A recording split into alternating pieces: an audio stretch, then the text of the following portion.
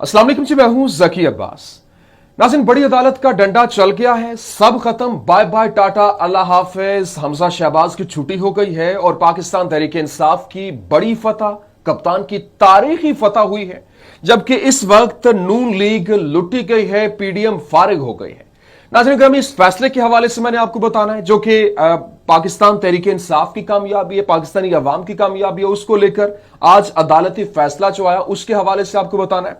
फिर आपको यह भी बताना है कि इस वक्त डायरेक्ट हमला किया गया है पीडीएम की जानिब से सुप्रीम कोर्ट के ऊपर, और बाकायदा तौर पर ऐसी स्टेटमेंट जिससे सुप्रीम कोर्ट के इस फैसले के बाद सुप्रीम कोर्ट के जजेस को, सुप्रीम कोर्ट के जो एक सर्कल को, सुप्रीम कोर्ट की पावर को चैलेंज किया गया है। किस तरीके से वो आपके सामने रखना है। फिर आपको यह भी बताना है कि मरियम नवाज की जानिब से एक नया प्लान जारी कर दिया गया है, और इसके अलावा आपको यह भी बताना है कि इस वक्त जो बड़ी अहम मुलाकातें हुई हैं और इन मुलाकातों के बाद अगली स्ट्रैटेजी, आइंदा की स्ट्रैटेजी का ऐलान कर दिया गया है। किस तरीके से ये नवाज शरीफ और मौलाना फजल रहमान जो है वो खिचड़ी पका रहे हैं, वो मैंने आपके सामने रखनी। मेरी गुजारिश आपसे ये है कि वीडियो को आखिर तक देखिएगा। नाज़रीन, सबसे पहले मैं आपको इस फैसले के हवाले से बता दूं, क्योंकि आज ये जो है वो 3 दिन के बाद फैसला सुना दिया गया है। अभी अगर कहा जाए, क्योंकि सैटरडे को समाप्त हुई, मंडे को समाप्त हुई, आज पहले 5:15 बजे फैसला सुनाया जाना था, सॉरी 5:45 बजे फैसला सुनाया जाना था। फिर उसके बाद इसको डिले किया गया, 7:30 बजे सुनाया जाना था। 7:30 बजे के बाद जाके अब तकरीबन 9 बजे के करीब यह फैसला सुनाया गया है, जिसमें बताया गया कि हमजा शहबाज को ओहदे से हटा दिया गया है और काबीना की तश्कील कल अदम करार दे दी गई है। जबकि डिप्टी स्पीकर की रूलिंग भी मुस्तरद कर दी गई है। परवेज इलाही जो है वो वजीर आला पंजाब करार दिए गए हैं, और गवर्नर पंजाब को परवेज इलाही से आज 11:30 बजे रात को ओहदे का हलफ लेने के हवाले से पाबंद कर दिया गया। और साथ ही साथ फिर यह भी कहा गया है कि अगर वो वहां पर मौजूद नहीं होते, अगर वो जो है वो दस्तयाब नहीं है, तो यहां पर इनका हलफ लेने के लिए सदर पाकिस्तान डॉक्टर आरिफ अलवी को कहा गया है कि आप हलफ लेंगे।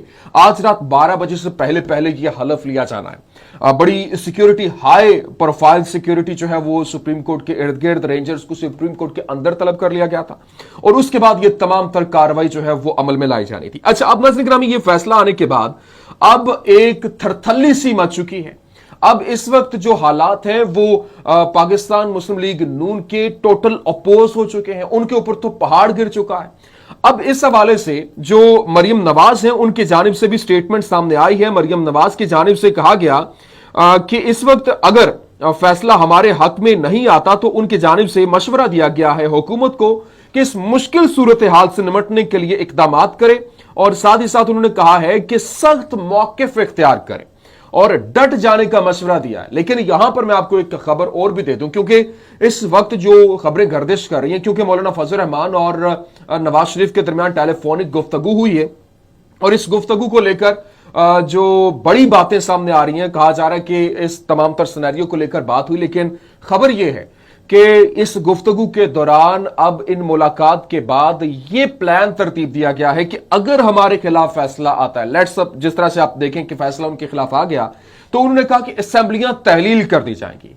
ये एक खबर है और बड़ी खबर है, क्योंकि असेंबलियां तहलील करने की बात हो रही है, जो कि पहले ही इनको कहा जा रहा था कि आप असेंबलियां तहलील कर दें। पहले इन्होंने की नहीं, लेकिन इनको अगर पहले कर देते तो इनके पास एक सेफ पैसेज था, और उस वक्त इनके लिए एक यूं कह लें कि एक अच्छा इनके पास मौका था कि उस वक्त असेंबलियां तहलील करके इलेक्शन की तरफ चले जाते, या फिर जब इमरान खान को जब तहरीक अदम एतमाद इमरान खान के खिलाफ लेकर आ रहे थे, इन्होंने तो अपने पांव पे ऊपर कुल्हाड़ी मारी है, और उसके बाद इन 3 महीनों के दरमियान इनकी पॉपुलैरिटी का ग्राफ जमीन बोस हो चुका है।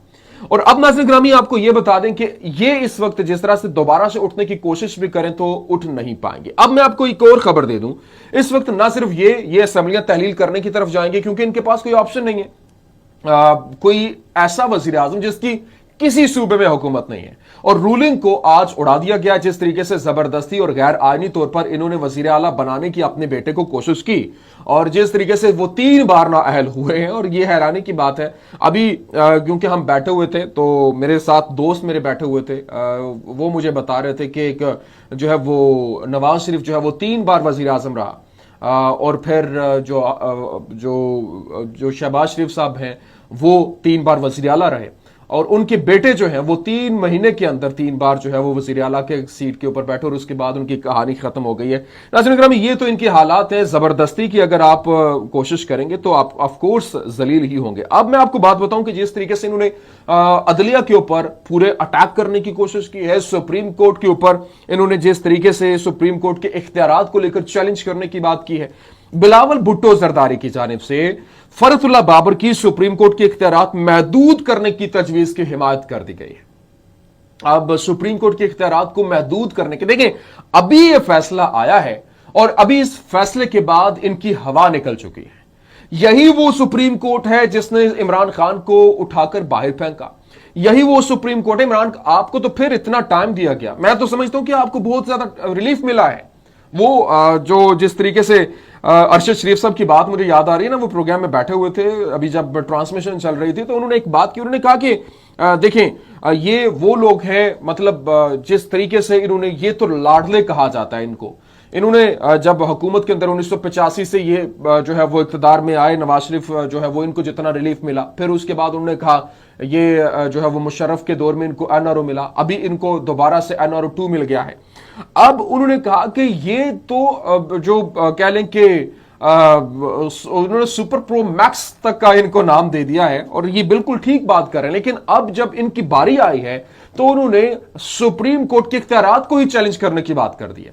फरुतुल्लाह बाबर साहब क्या कह रहे हैं जी? फरुतुल्लाह बाबर साहब ने ट्वीट किया। फरुतुल्लाह बाबर साहब ने कहा कि parliamentarians PDM, if you really care about restoring balance of powers then read article 191 and act decisively.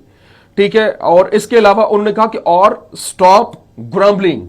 उन्होंने कहा कि अगर आप जो है वो बैलेंस चाहते हैं पावर के अंदर, तो आपको आर्टिकल 191 पढ़ना पड़ेगा। तो जनाब आर्टिकल 191 क्या है? वो बड़ी सिंपल सी बात है। आर्टिकल 191 जो है वो कहता है कि subject to the constitution and law the Supreme Court may make rules regulating the practice and procedure of the court. मतलब कोर्ट का जो तरीक़ेकार है, वो कार्रवाई के तरीक़ेकार को तय करना सुप्रीम कोर्ट का काम है। ये उनको, आप तो खुद इस मामले को लेकर अदालत के अंदर गए हैं ना। वो तो मतलब अब देखिए, इमरान खान के जब ये डिप्टी स्पीकर की रूलिंग आई, उस वक्त भी यही कहा जा रहा था, जो कासिम सूरी की जानिब से कहा जा रहा था, आप अदालत के पास ना जाएं, आप अदालत के अंदर इस मामले को ना लेके जाएं, पार्लियामेंट का मामला पार्लियामेंट के अंदर हल होना चाहिए। आप घसीट के लेके गए, अब आप इस इख्तियारात को महदूद करने की बात कर रहे हैं। तो ये भी आपको बता दें कि इख्तियारात ऐसे महदूद नहीं होंगे, आपको 2/3 मेजॉरिटी के साथ आना पड़ेगा। आप तो कह रहे हैं जी हम पार्लियामेंट में जाके कानून साजी कर लेंगे। कानून साजी ऐसे नहीं होती है। कानून साजी के लिए आपको अपना रोल अदा करना पड़ेगा, और उसके लिए आपको 2/3 मेजॉरिटी चाहिए। उसके बाद आप जो है वो इसमें तब्दीली कोई ना कोई कर सकते हैं, अदरवाइज आप कुछ भी नहीं कर सकते हैं। ये सिर्फ और सिर्फ बढ़ के मारते हैं। और आखिर में चाहते चाहते मैं आपको एक और खबर भी दे जाऊं, क्योंकि आर्मी चीफ की तैनाती और तकर्रुड़ी के हवाले से बात हो रही थी। कहा जा रहा था कि ये जो तकर्रुड़ी है यही इसी का तो मसला है, तो क्यों ना इसको पहले कर लिया जाए। सदर मुमलिकत से सवाल किया गया तो सदर मुमलिकत डॉक्टर आरिफ अलवी ने कहा कि मशवरा इतना बुरा नहीं है, तहकीकात जो है वो ऑन ग्राउंड अगर देखा जाए तो नवंबर से पहले भी तैनाती हो सकती है, और अगर तमाम तर स्टेक होल्डर्स और जो लीडर्स हैं वो अगर इकट्ठे हो जाते हैं तो इसमें इसके ऊपर सोचा जा सकता है। तो नाज़रीन ये है जी, आज जो है वो हमजा शहबाज साहब की मंजी ठुक गई है, और वज़ीर आला परवेज़ इलाही कौम को मुबारक, इमरान खान को मुबारक। और इस वक्त पाकिस्तान के लिए दुआ है कि अल्लाह ताला पाकिस्तान के अंदर जो इस वक्त हालात बने हुए हैं वो पाकिस्तान की मुश्किलात को हल करे और पाकिस्तान को हमेशा जिंदाबाद रखे, पाइंदाबाद रखे।